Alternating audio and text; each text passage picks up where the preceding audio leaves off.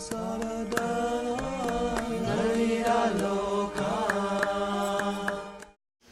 remember in 1995 in Vrindavan, Madhumangal Prabhu was serving you, and I was in Vrindavan, and you were leaving with him to go back to the West. But prior to that, you had arranged, or you had planned out that you were going to stay in Vrindavan 4 months out of the year. That's the reason why I was there. I went to Vrindavan thinking that I would be able to serve your lotus-like feet 4 months out of the year. So I got a 5-year student visa specifically for that. And then just before you were about to leave Vrindavan, I expressed my desire to stay in Vrindavan for that purpose, and simultaneously both Your Holiness and Madhumangal Prabhu replied to me in unison, "You have to do what you have to do." And so that's the reason why I was stuck in Vrindavan. And now I'm here right now, also by your mercy. So thank you very much on this greatest occasion of your lovely Vyasa Puja. His Holiness Satsvarupa dasa Goswami Maharaj ki Jai! All glories unto you, all glories to Srila Prabhupada. It is glorious that you are keeping up following the instruction of Srila Prabhupada. I'm not in touch with you, but somehow other with Krishna Jaranya that I happen to be here. I had no idea that I will be here today. It's Krishna's arrangement to be here.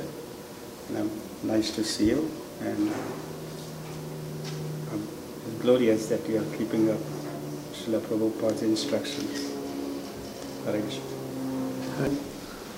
Thank you for initiating me, making me your disciple. Thank you for the books that you're writing and the artwork and the poems and your continued surrender over the decades and inspiring us to do the same. Thank you very much. Giving us this wonderful opportunity, the coming to see you and taking your darshan. We have read all your books, or perhaps most, or perhaps some. And we see in your books how you're teaching us, your disciples, how to cry out for the mercy of Prabhupada. So please keep us, your disciples, under your lotus feet and give us your blessings forever. Hare Krishna. It's been almost 40 years now, and I can still remember the first time I met you and the first instruction you gave. You said that spiritual life is not a plateau. You have to always be increasing, or else you will fall. At that time, I thought it meant more hours of service, or moving faster in my service, or jumping higher in the kirtan. But I now feel that you meant that we should grow more internally, to have more faith and understanding in Krishna and Guru. So 40 years have passed and I have increased, mostly in my weight, but fortunately also in my faith that this process works. So many things have happened, good and bad, in the last 40 years. Many have left ISKCON, many have left their principles, many have left their temples and deities. I remember you quoting Srila Prabhupada saying, "Don't be surprised who leaves, be surprised who stays." So I pondered the thought, why is it that I am still here? What great fortune is it that has kept me in the company of my family and friends?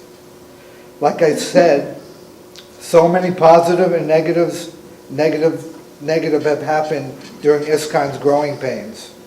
I joined this movement because all the loving exchanges and sense of purpose of the devotees I knew in New York. And then when I went to Boston, the same inspiration was there.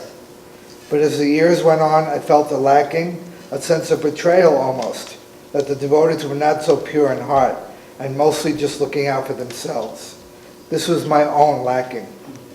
But you were there, you were always there to help me, to guide me, and to be my friend. You never gained anything by having me stay, except maybe a headache.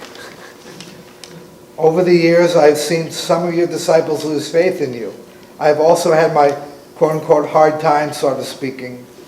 But I never lost faith in you as my guide, my friend, my father, my master. Since the first time I heard from you, you eased my heart from the pain of losing Srila Prabhupada. And every time after that, the pain lessened, and now happiness takes its place. Srila Prabhupada has physically left, but you are here, and I take solace in that. You came to Boston and taught me how to worship the deity. In Philly, on Janmashtami Day, you taught me how to cook halava, the way Srila Prabhupada liked it. As your servant, you included me in your teasing of Baladeva and Narayan Kavacha. You scolded me, praised me, argued with me, and teased me. You were always there, always. There is a saying that a true friend isn't one that pulls his punches when it comes to helping a friend. Even if the truth hurts, a friend will always state it.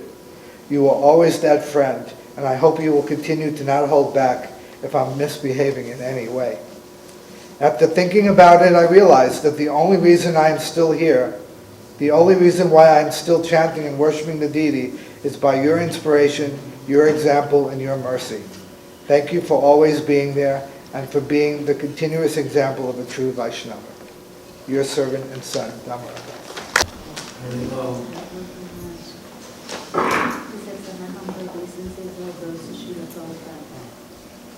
On Wednesday, on my way back from the temple, Please louder.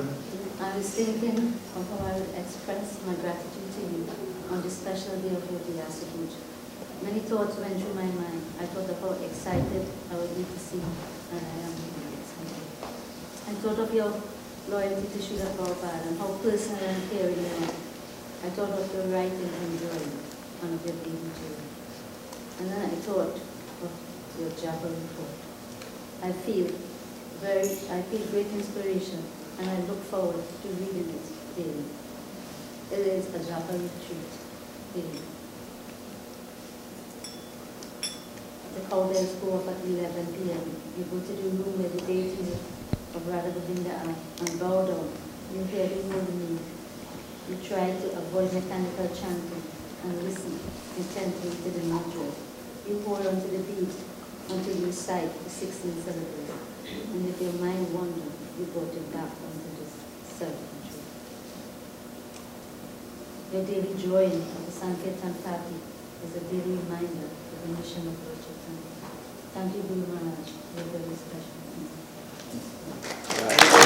Most humble obeisances, all glories to Shri Guru and Gauranga. Happy Vyas Puja and birthday. Tadvati Pradipatena, it is the introductory verse about the spiritual master. Shri Krishna counsels Arjuna in the Bhagavad Gita 4:34 to seek transcendental knowledge by approaching a spiritual master. Accepting a guru is the basic spiritual principle. Krishna advocates it toward the beginning of the Gita, and all through that text he assumes the role of guru for Arjuna.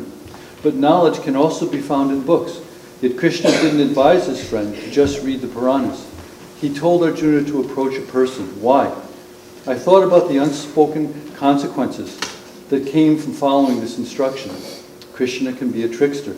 Of course, he is the best at it. I began to consider examples of Krishna's wiles and how he tricks both devotees and demons, always to their ultimate benefit. During the battle of Kurukshetra, Duryodhana had pleaded with Bhishma to kill all the Pandavas. He accused the grandfather of holding back due to his love for those 5 brothers. After many days of hearing these entreaties, Bhishma infused 5 arrows with his mystic power and pledged to use those weapons the next day to kill the Pandavas. Overjoyed but wary, Duryodhana took the arrows to keep them safe for the night. In the Pandavas' camp, Krishna tipped off Arjuna about the plan. He reminded his disciple of the promise of a boon made years before when Arjuna had rescued Duryodhana from being taken captive by the Gandharvas. Arjuna rode to the Kuru's camp and cashed in the marker. Confronted with Arjuna's request, he honored his word, and still embarrassed at having been rescued by Arjuna, Duryodhana handed over the arrows, which could have won him the kingdom. Even though Krishna had promised not to fight in the war, he found a way to save the lives of the Pandavas. When she knew her eldest was going to fight Bhima in a mace duel, with the fate of the kingdom at stake, Gandhari instructed Duryodhana to appear before her naked. She would use her mystic power to render his body invincible. As he walked to where his mother was waiting, and the only skin he came into the world with, Krishna stopped him. He reminded the prince of etiquette and civilized standards of dress, especially in front of one's mother. Embarrassed by Krishna's lecture, Duryodhana covered his loins. When Gandhari removed her eye covering and bathed her son with her mystic power, she saw his upper thighs were covered by cloth. Chiding Duryodhana for not following her instructions, she asked why he had disobeyed her. Well, you see, Mom, a funny thing happened on the way here. I ran into Krishna. Krishna, again Krishna. Gandhari could only smile, having some idea that this was all the will of Providence. The war ended with Duryodhana's thigh shattered by Bhima's mace where the cloth had covered. Putana was a child-killing demon disguised as a beautiful woman, showing motherly love for baby Krishna. She was a sword in a decorated case, who approached the Lord without fear, perhaps in part because he had closed his eyes, a trick to lure her in. But as with all of the Lord's tricks, it was for the ultimate good of all concerned. Putana died screaming for Krishna to leave her, but she attained the spiritual world because of her death at Krishna's hands. Krishna appeared as Lord Vamana and begged for just 3 steps of land for Bali Maharaj. Defying his own teacher, Bali agreed. When the Lord took the entire universe and still needed a place to put his 3rd step, Bali understood the trick. He offered his own head for a resting place for the Lord's foot. As Mohini Murti, the Lord tricked the demons into cooperating with the Devas and then deprived them of the nectar they sought. Sent to Vrindavan to deliver a message to the gopis, Uddhava found himself learning about love for Krishna from Radharani and the other damsels of Vraja. It was the hidden agenda of his mission.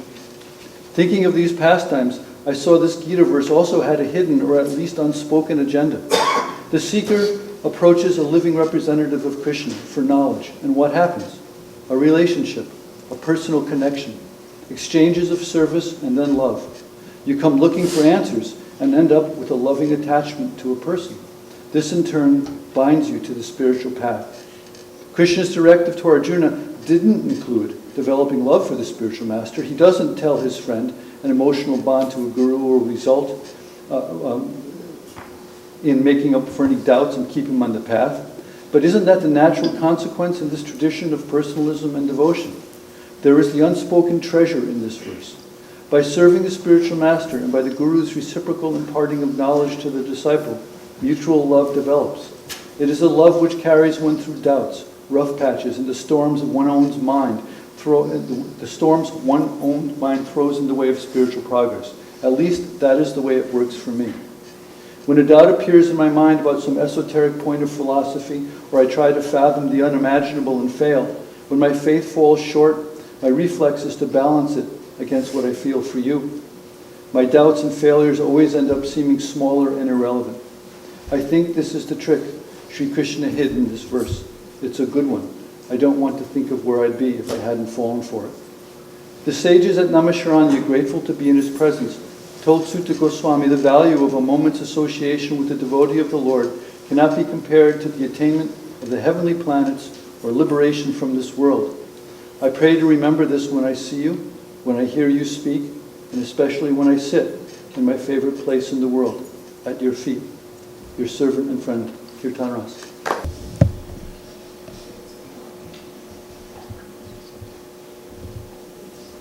Thanks for everything.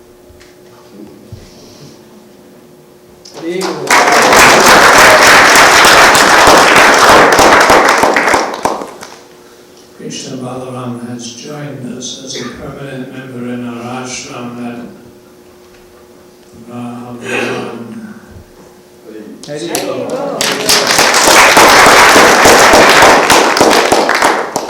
to the rescue of the overworked Baladev. Vyas-Puja. So I didn't have planned to say anything this time around because I had planned to trade my spot with him. But so I was expecting that he would say more. But anyway, I wrote a little thing before I came. And as you know, I get very emotional when I come here, especially when I hear your few words of wisdom. Dear beloved Guru Maharaj, please accept my most humble obeisances at your lotus feet. You have always been kind to me in so many ways I cannot even begin to explain. Years ago, when I first came in contact with this movement, you were revered throughout as a very humble devotee, and you have always remained in this mood as I can recall. It's very rare in one's lifetime that one has the good fortune to come in contact with a bona fide spiritual master. And you are such a person. I remember speaking to His Holiness Bhaktitirtha Maharaj at the Rath Yatra festival here in Boston some years ago. He asked, who is my spiritual master, during the conversation. And I answered, oh, Srila Satsvarupa Maharaj. He immediately responded, Satsvarupa. Oh, he is humility personified. He said, I have the utmost respect for him, and he even mentioned that he was your servant for a while. You have shown us in so many ways, by example, how to live with pain while enduring so many different ailments, yet unwavering in your devotional activities. Baladev from Trinidad told me how you would religiously wake up every day at 11 p.m., even in a very weak state, and would sit in front of your deities doing japa, totally immersed in deep meditation of Sri Sri Radha Krishna, silently uttering the Mahamantra. As you said recently, we should all communicate by chanting Krishna's holy names. It's enough. And it's all we need. Something to that effect. You are surely experiencing the sweetness of the highest bhava of love of Krishna. Of that there is no doubt. I can only beg at your lotus feet to please bless me and keep me protected in your loving care. Jai all glories, I wish you a happy Vyas Puja and many more to come. From your most wretched and self-centered disciple, Lakshmi Narayan Das. This last year, very thankful for our relationship. I also want to say that I was in conversation with Bhakti Ras Prabhu and Chaitanya Chandradaya just this week, and how much they wanted to be here today.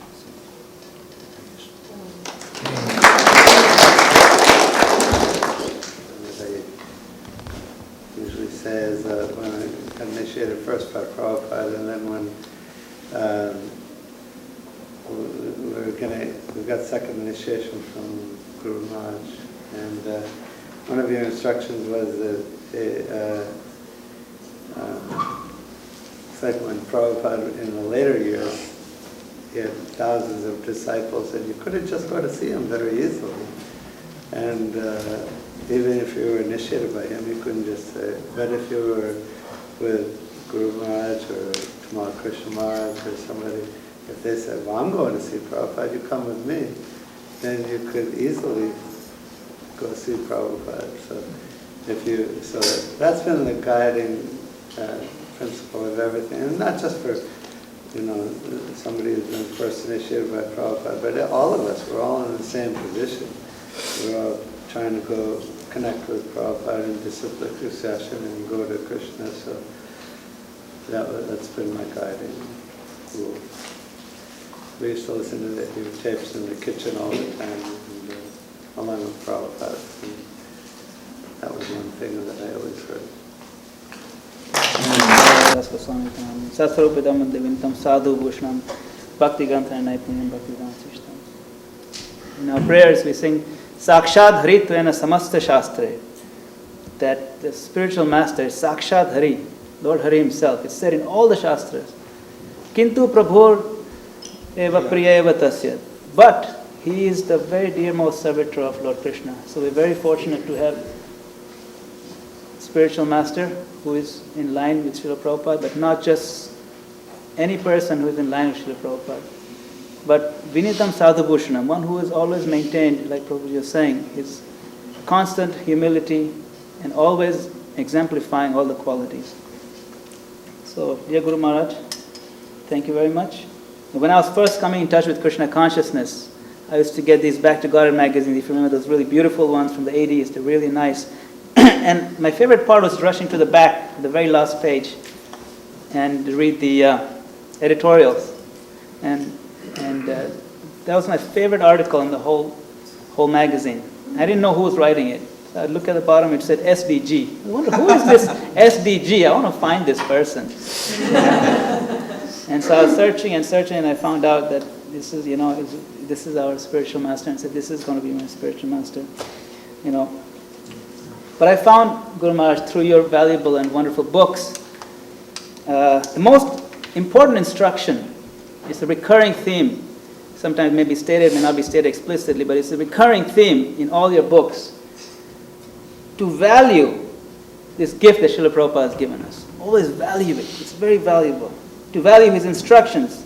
To value the process of Krishna consciousness. To value the holy name. To value the movement that he started. And to value Srila Prabhupada.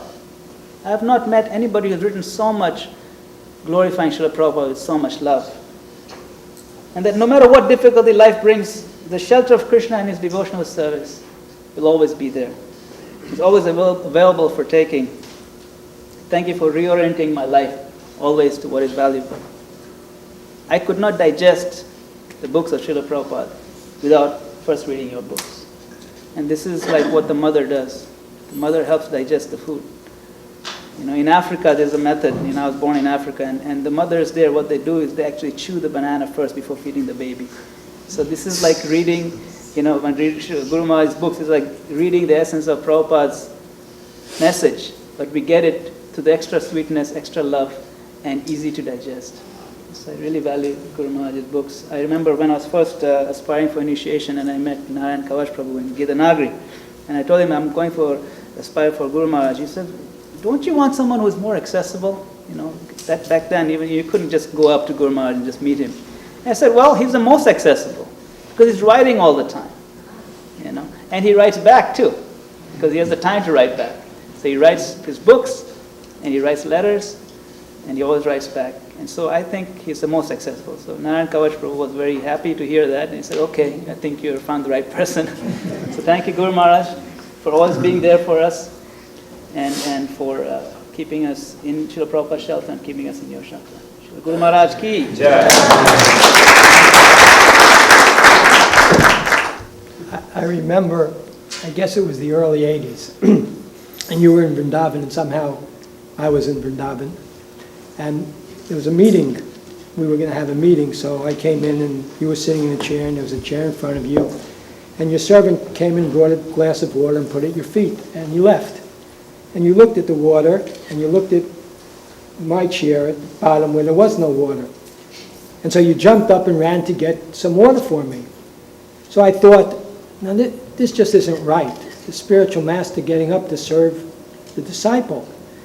But that was my foolishness, thinking that this was a case where the spiritual master was serving the disciple. Because the truth is, the spiritual master is always serving the disciple. And in my foolishness, I couldn't realize that.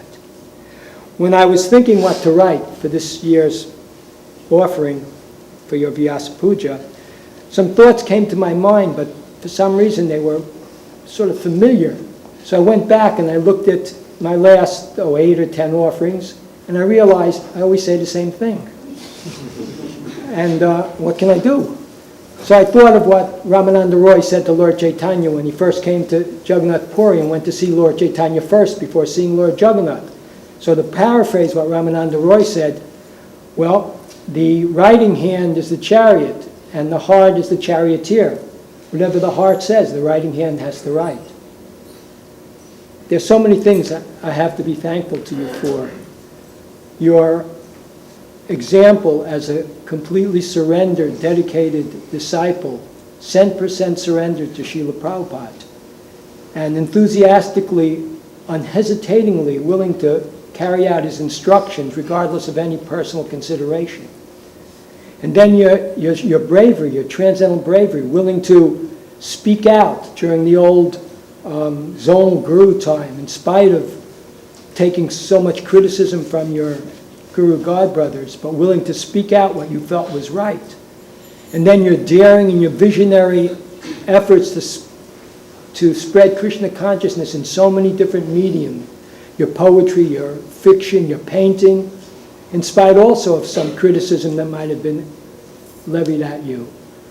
And then there's your incredibly determined effort at truthfulness, showing us all what it means to take up the path of devotional service amidst the struggles and the triumphs. But when I thought more about it, the same thing always comes to the forefront of my mind when it's time to write some offering.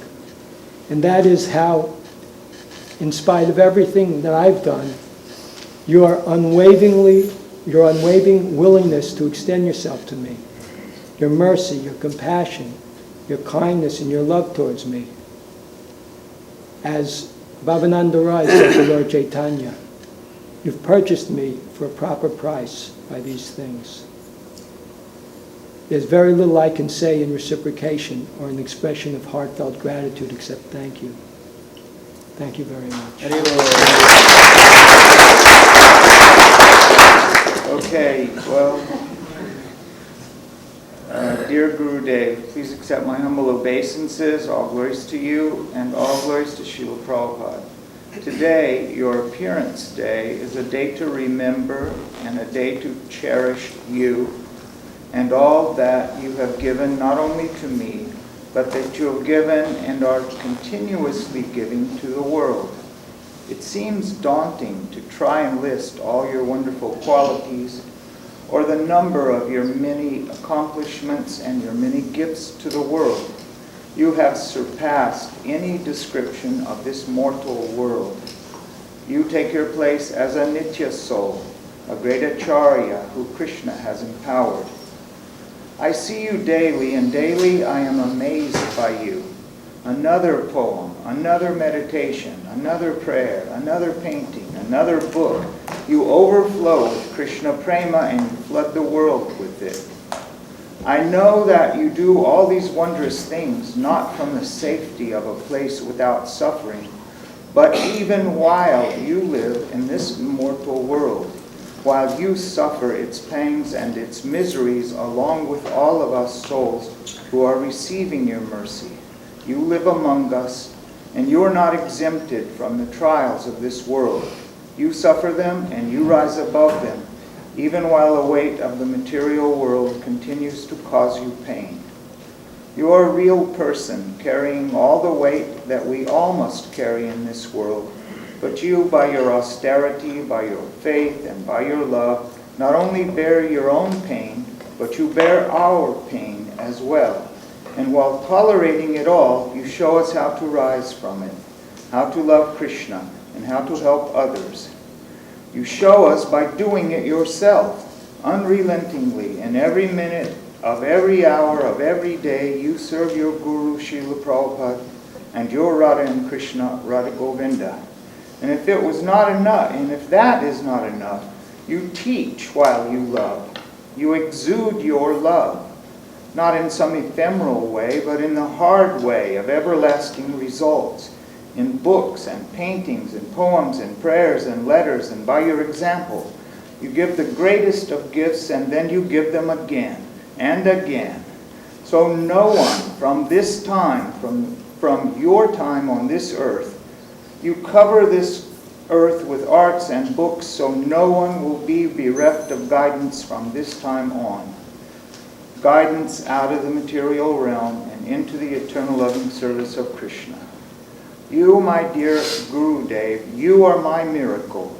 You are my proof of the existence of God. You are my proof that God loves us all, and you are my proof that we can all serve and love God in this world with our every thought and deed. I wish to thank you with all my heart and to go on thanking you and serving you eternally. Your humble servant, Rai Kavacha.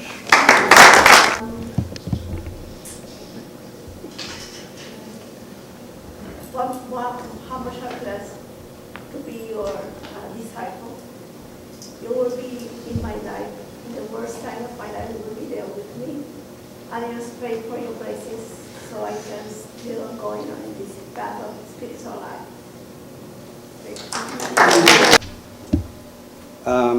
I just thank you very much for tolerating us. Wish you happy birthday and happy Vyas Puja. When Sri Chaitanya Mahaprabhu met Lord Jagannath in Jagannath Puri, he mentioned we met in the beginning of our lives, and now we are meeting again. It has been past 4 decades. We met also beginning of our life. And you became my spiritual master, I became your disciple. It reminds me of my old days with you. I was in ISKCON Ahmedabad. I was invited, Guru Maharaj was at that time in Vrindavan with a whole bunch of devotees, and he gave a tour. And then I came at the end of the day, just Guru Maharaj mentioned, Narada, everything is finished. But anyway, you are scheduled to go with us to Jhansi. So Guru Maharaj was really, day and night, he was meditating upon Srila Prabhupada. I remember being his servant when I was in Gitanagari. Guru Maharaj always used to ask me just to keep a pad and as well as a pen or pencil. I used to keep empty pad, and then next day when I was going to his room, just I see a whole bunch of pages were written.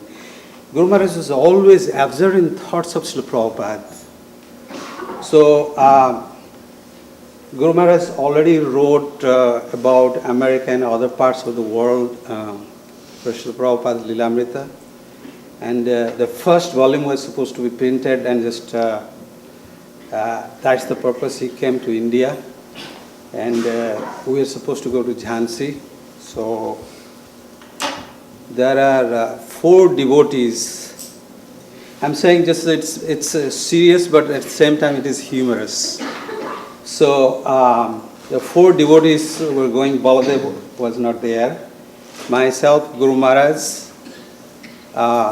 There was one photographer, Srila Prabhupada's disciple. His name is Vidyananda Prabhu.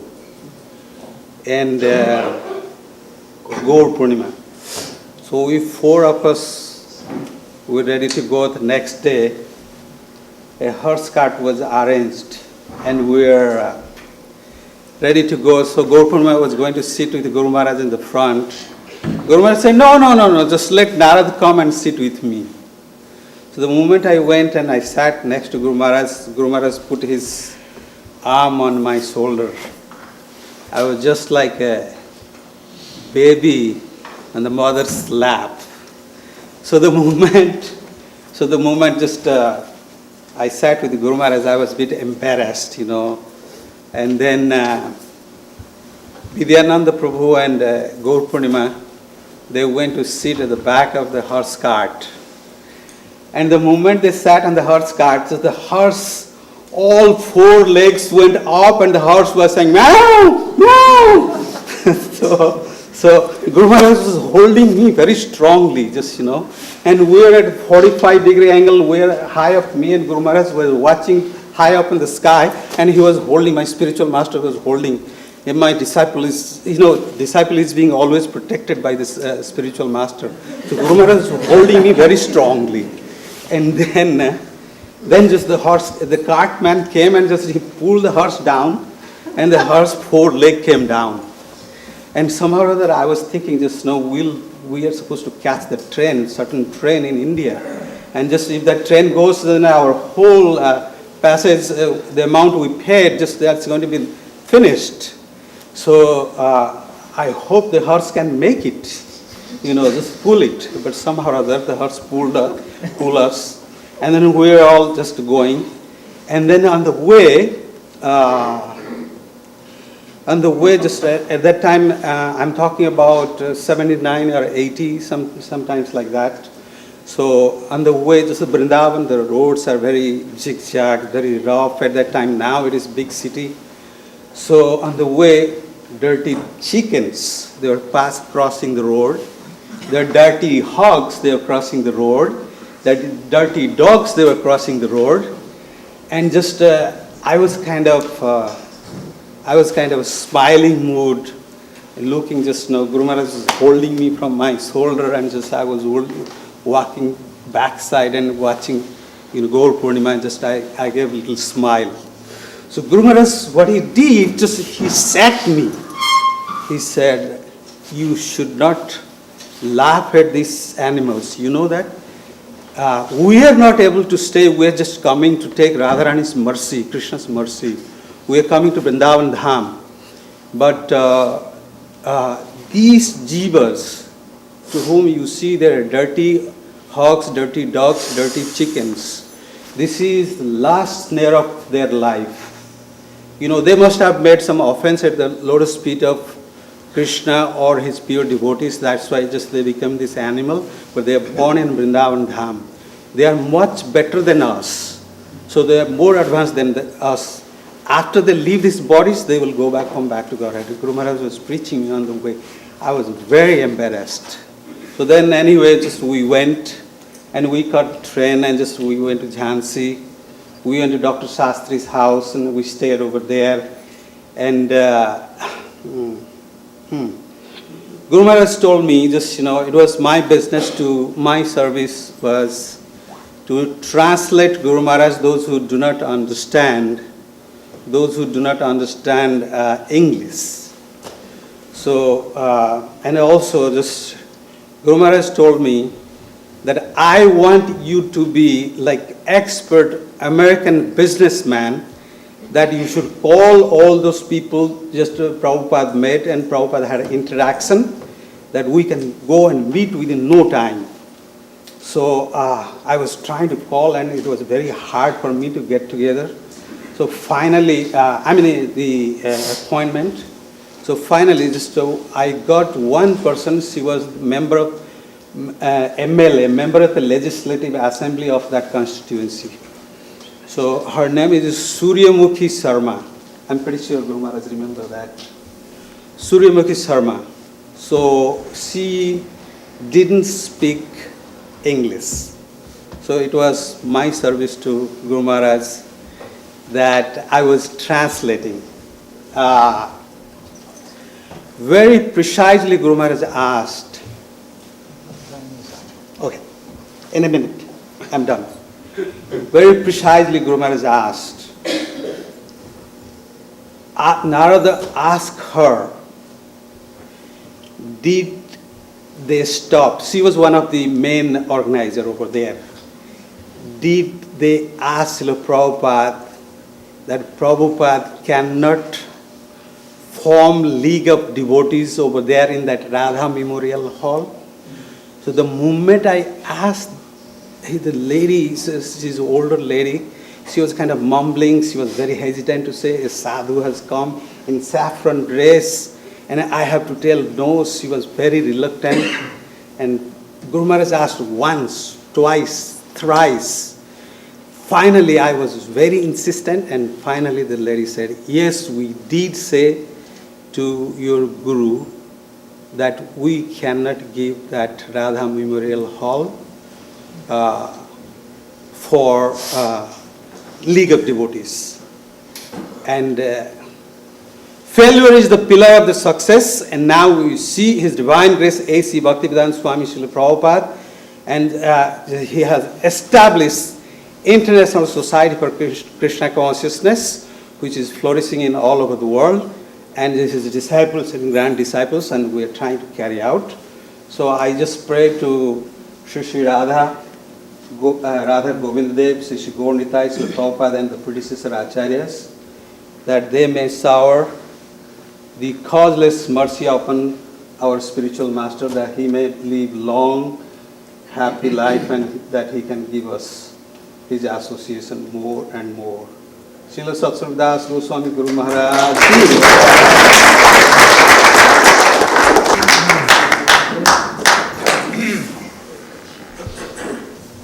So I had the good fortune in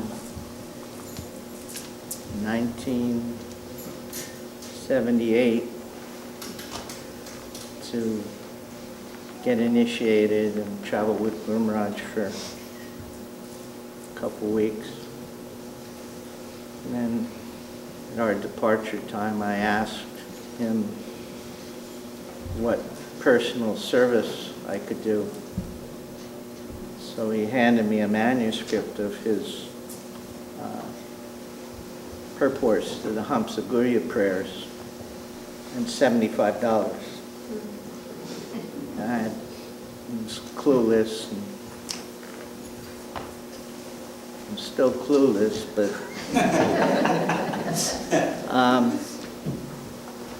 basically, I'm still trying.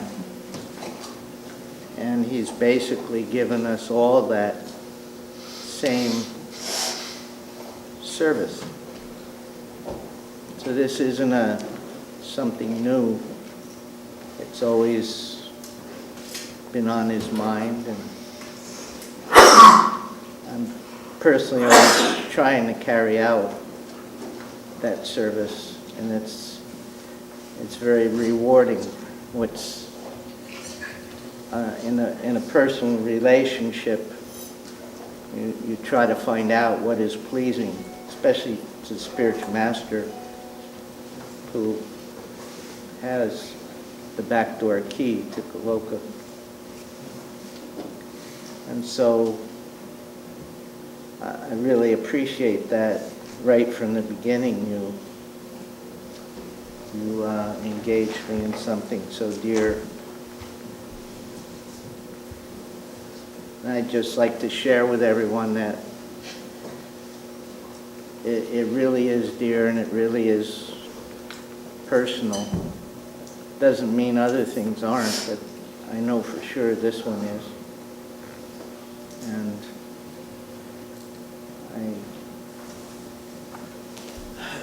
I hope I can continue in that service,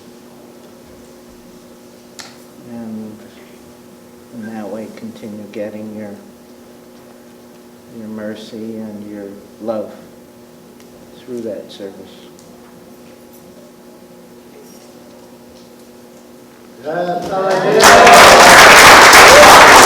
Srimate Satsvarupa dasa Goswami niti namane Satsvarupa bidambande vinitam sadhubhushanam bhakti grandhana naipunyam bhakti vedanta shiksha. Every day, or every other day now, the glorious parampara in the form of your nectarian words trickle down to my fallen, unworthy self in your poem dictations.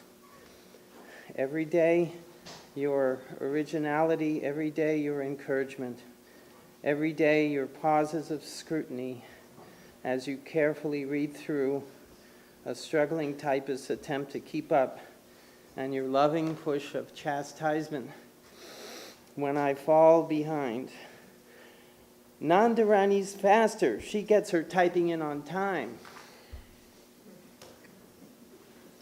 Typical chastisement. For some unknown reason, you have chosen to bestow incredibly meaningful service on a most undeserving wretch. When you say, I accept the website, inside I jump for joy.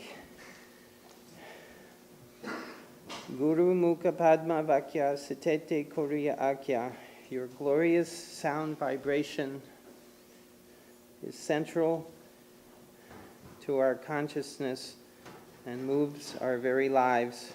I pray that even a fraction of one drop can penetrate the consciousness of a dull, dim-witted, stone-hearted wannabe. Thank you, Guru Maharaj. Thank you for everything. Books, teachings, personal care, humor, and your extraordinary example of living Krishna consciousness, bhakti. Once, while teaching at 26 2nd Avenue, Srila Prabhupada explained how to approach a spiritual master. The first principle is pranipatena, respectfully approaching. He called it prakrishta rupena nipatam no reservation. This was the way to come before a guru. He seemed to like this phrase very much. Prakrishta Rupena Nipatam. You could tell by the way he said it. With a little searching, I found out Prakrishta means exceptional, extraordinary, superior. Rupena means form, and Nipatam, falling down. So, an extraordinary, exceptional form of falling down before a spiritual teacher without reservations. And reservations means holding back, keeping back, retaining, preserving, protecting something.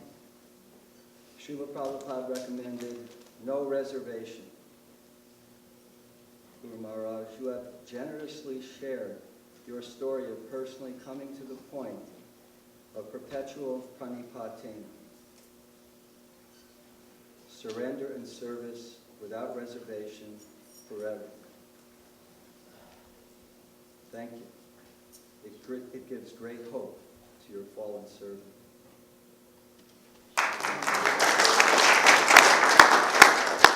And I'm definitely wishing you a happy Vyasa Puja. You know, I guess last week sometime, I started thinking about you and about writing something. And you know, I never do. So I just start reflecting on our relationship.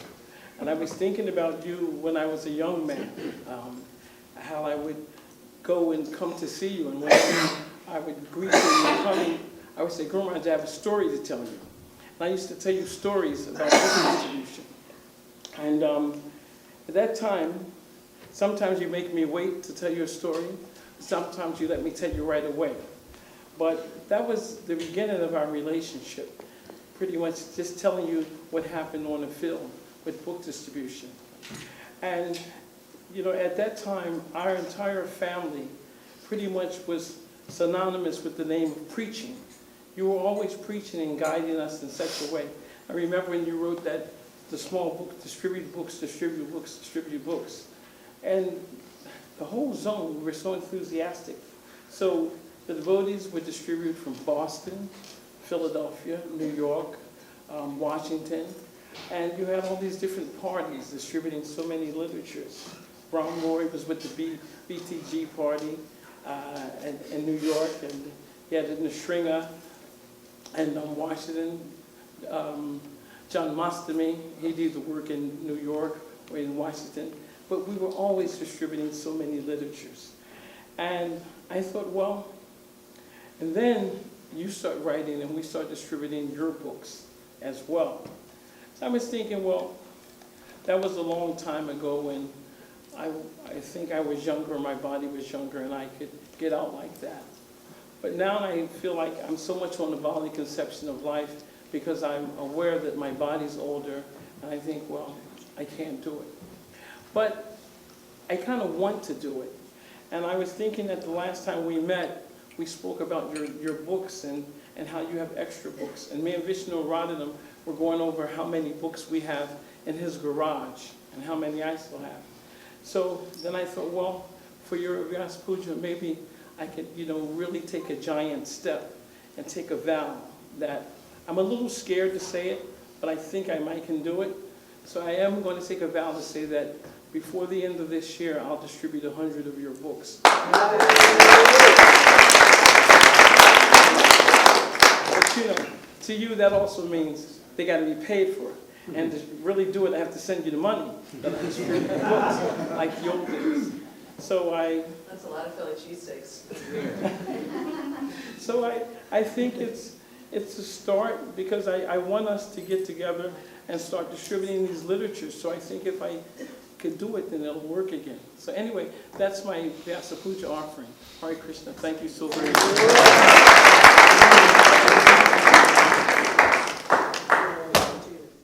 But for the disciple, every day is the Vyasa Puja for glorifying the spiritual master. When I first joined in Guyana, I asked Bhuttari Prabhu if he had ever seen Srila Prabhupada personally. And Bhattacharya Prabhu said no. But he said, if you see Satsvarupa Maharaj, you see Srila Prabhupada. So I was a new devotee, so I'm wondering, I look at him and I'm wondering, Prabhupada is a short Indian man and Satsvarupa Maharaj is a tall white man. How is it the same? And then he could, understand my puzzlement. And he said he has all the qualities of Srila Prabhupada. So that was my first lesson about the Guru. And just as Srila Prabhupada is unique and spread his teachings and empowered everybody, in the same way, you're also unique in your approach, in your writing, and now in your painting. Through your writing, not only your disciple, but all devotees who read your book, they are being helped. And in one of your books, you wrote that the end of my book would be known at the end of my life. And then we understand, why you're doing all this writing and how it's your process of getting closer to Krishna and purifying yourself. Guru Maharaj Ki.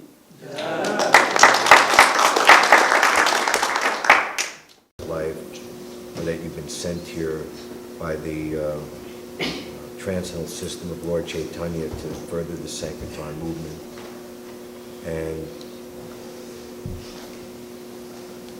Srila Prabhupada, he personally thought of you at the time of his departure of someone who would be qualified to give initiation after his departure. And Prabhupada writes in the second canto, if one wants to get the actual message, one has to approach the current link. One who becomes a servant of the servant of the servant, seemingly, you think materially, he's at the bottom, like the Diane Pond Junior Executive, what's your ambition in life? I'm going to put my card on the top and be the... But in spiritual life, the more you become the servant of the servant, the more the message becomes that much more sweeter, the more you become advanced. So I'm feeling I have to be much more multidimensional we hear things that Prabhupada is your preeminent Shiksha Guru, and there's other Shiksha Gurus, but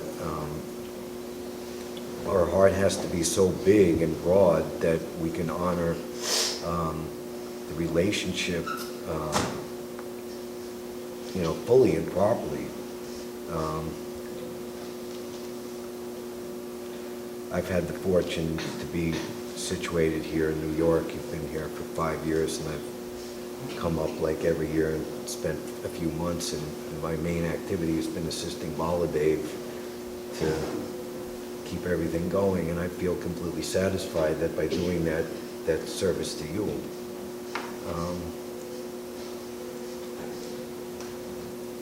You're in your 50th year of devotional service, and been expressed that just overflowing, not unstoppable nectar. It just keeps coming, and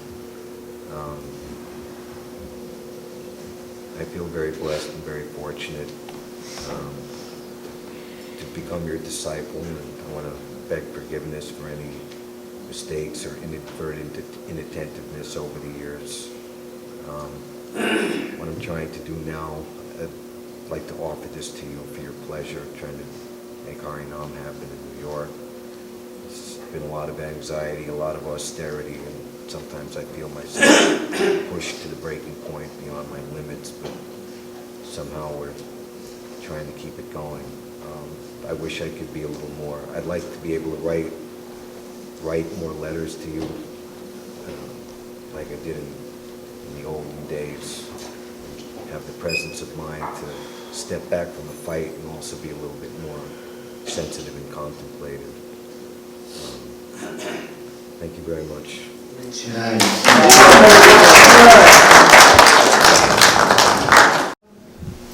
I'm not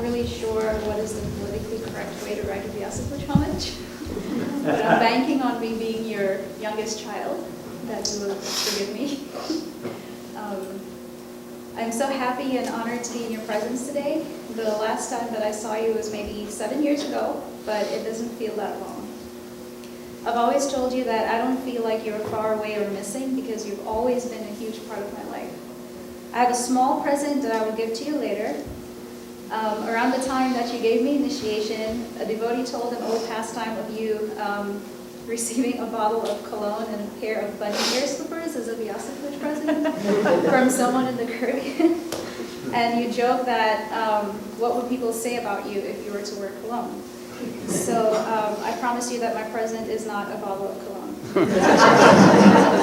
I felt I had to clear that up as evidenced by the Caribbean alphabetical order that my dad put together. As a side note, I really love that your writings are going to electronic format now.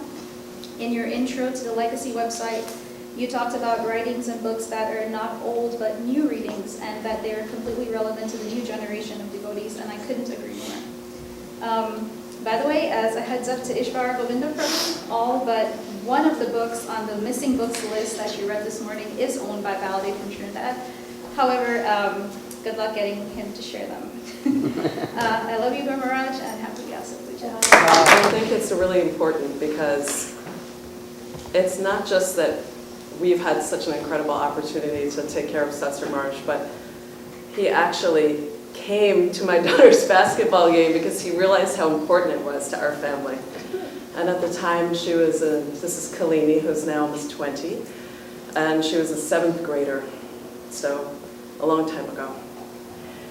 And there's nothing quite like sitting in a basketball gym and seeing Satsvarupa Maharaj walk in and sit down in the bleachers. Like, there's really sort of nothing like that. And Baladev, you were there, right? Thank you. So these two saffron people come in and they sit down in the bleachers. And it's a close game. And it's gone into overtime.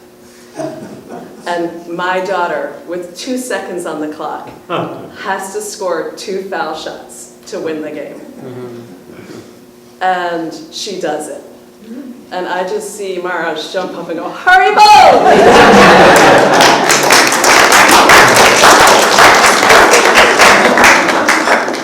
And, you know, Maharaj, you've been such a part of our family. You came when Lakshman was 2 months old.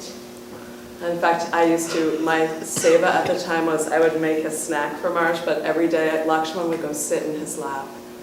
And every day he would rock Lakshman in the chair. And I once said, Maharaj, did you know you liked babies before this? And he said, I never had access to one before.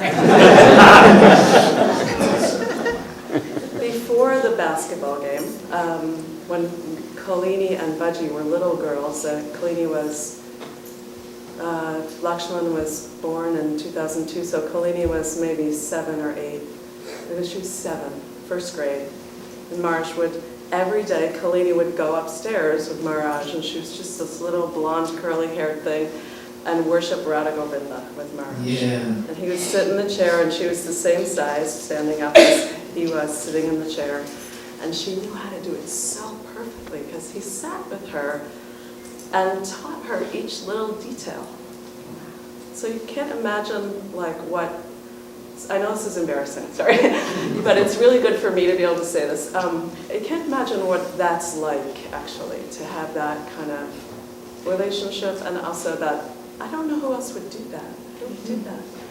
And I just want to thank you so much for all of those different things, and for showing up at the silly things that our family is still attached to, and just being a part of it, and being part of our family, and coming on Christmas, and all of those different things, and all the beautiful gifts you've given my children, and well, all of the opportunities. And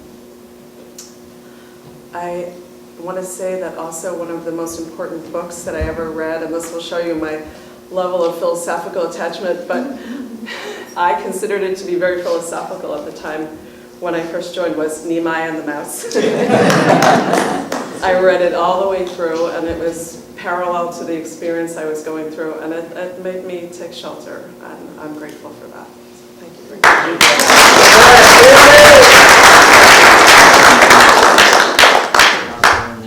The Harinam, and So that's very inspirational for me, and it's something I look forward to reading and appreciating.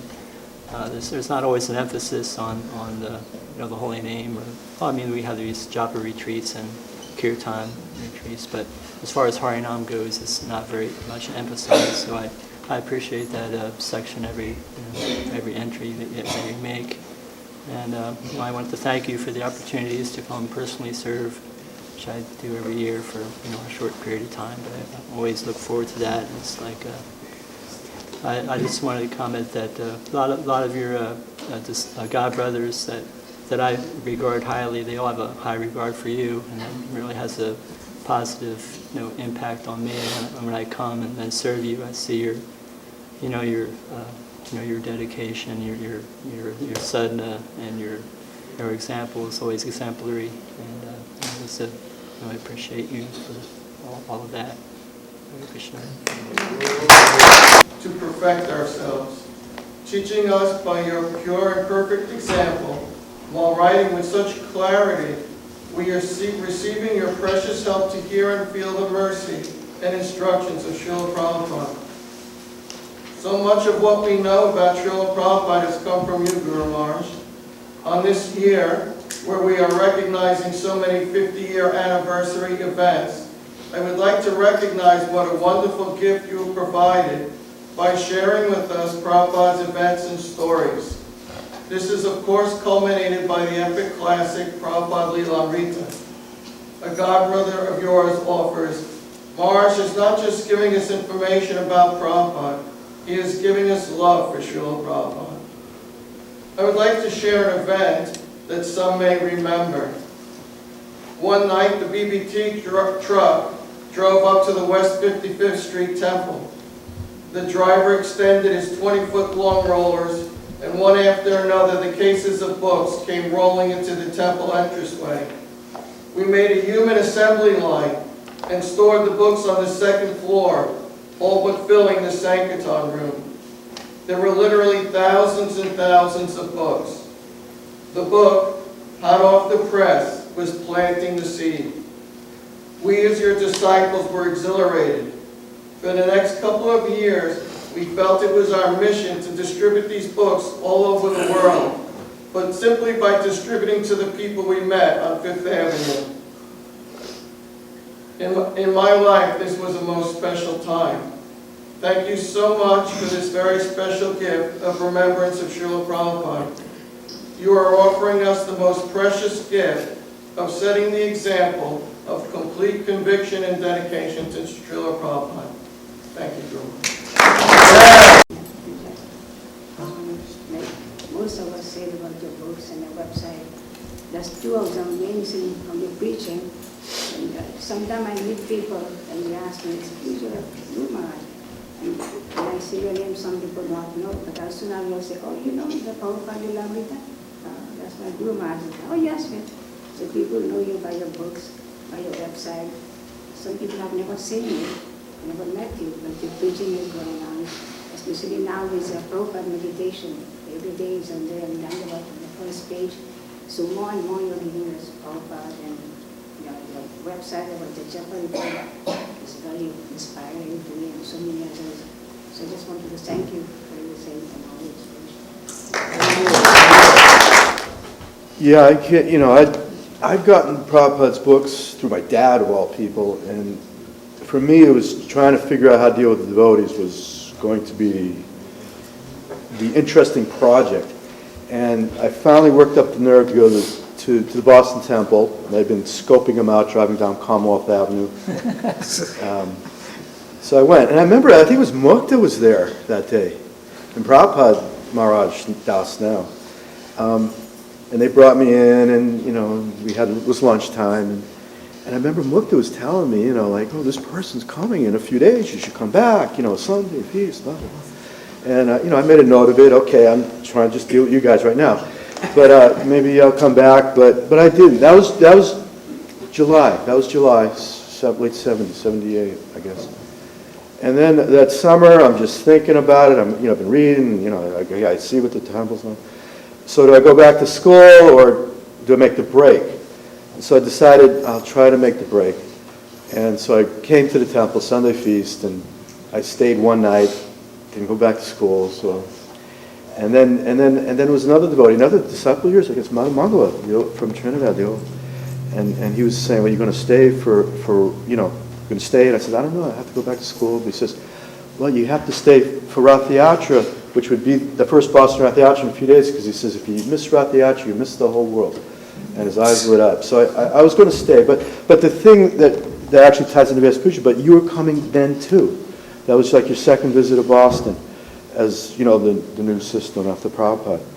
And I remember you talked about Leelamrita, and it was the Prabhupada arriving in Boston, and so it just seemed every time I came, that was the struggle to join the Sangha. You were like coming, you were there. And so for some reason that was the arrangement, just to help me do that in this life. And so I was just very appreciative of that. I mean, it's just somehow Krishna's arrangement. And somehow or other it seems to have been working so far. So I'm very grateful for that and appreciate it.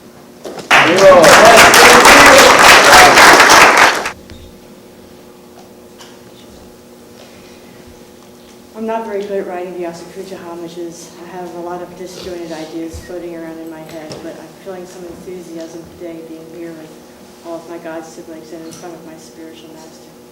This is the most glorious day of the Sri Vyasa Puja. Sitting before us is the representative of our Lord Shri Krishna. We cannot see him with our eyes, but he has given us our spiritual master so that we might know him. I try to understand these things. Never before I came to ISKCON did I hear such a word as transparent via medium. What does this mean? There are so many things to understand. The spiritual master, I tried to start at the beginning to this morning, trying to understand what I could say, how I could understand this. And Samsara Davanala Nida Loka. The spiritual master is an ocean of mercy.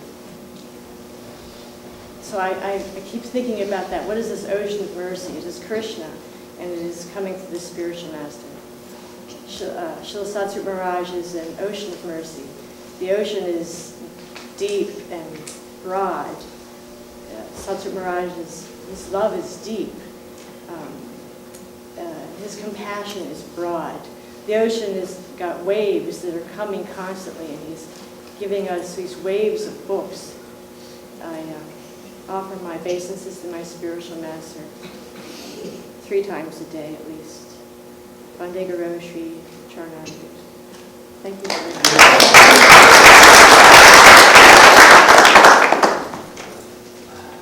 Sampradaya, Yugala Kishore.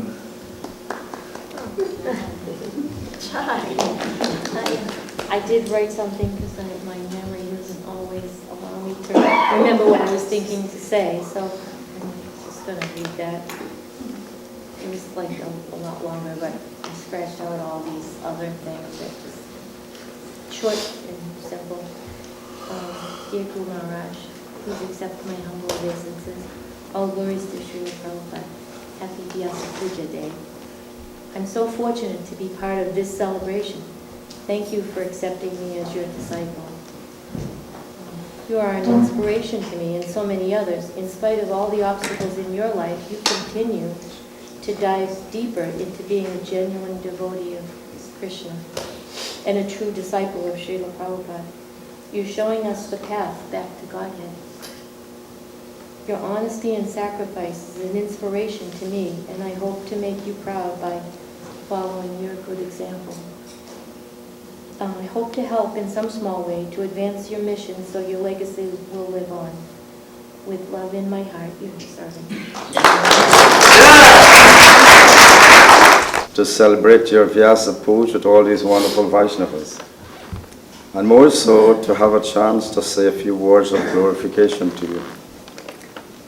Over the many decades in ISKCON, you have consistently and persistently penned your realizations and instructions in multifarious volumes of literatures for us, your disciples, ISKCON, and the world at large. as we study our faith in the process and grow tremendously.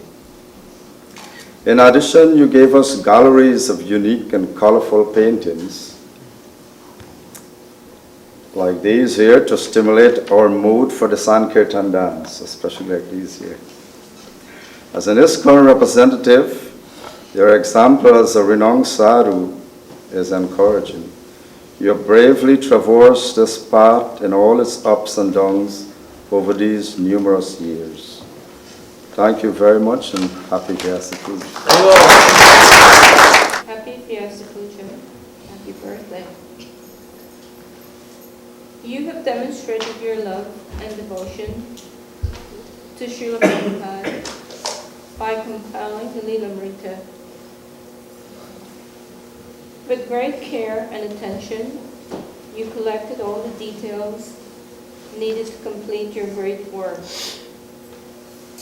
I remember in Gitanagari we would come to see you, but you were always busy with your writing assignments, either back to Godhead or some other wonderful work. In the Lilamrita you have eloquently described all aspects of Srila Prabhupada's life. What a great service you have done.